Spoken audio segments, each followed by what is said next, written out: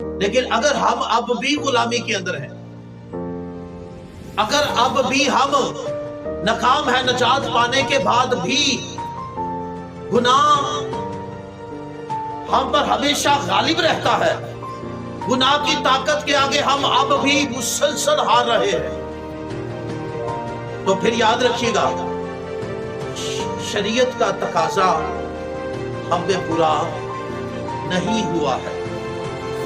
کیسے؟ کیونکہ شریعت کا تقاضا کیا ہے کہ ہم پاک کریں، تو ہم اب بھی کیا ہے؟ ناپاکی کے اندر۔ شریعت کا تقاضا کیا ہے؟ ہم فرما بردار بنے، لیکن اب بھی ہم کیا ہے؟ نافرمانی کے اندر۔ شریعت کا تقاضا کیا ہے کہ ہم خدا کی زندہ خدا کی حکم عدولی نہ کریں، لیکن اب بھی حکم عدولی کر رہے ہیں۔ تو اس لیے شریعت کا تقاضا مسیح میں تو پورا ہوا، لیکن ہم میں وہ اب بھی پورا نہیں ہوا۔ ہم میں وہ اب بھی پورا نہیں ہوا ہے۔ ہم میں وہ پورا کب ہوگا؟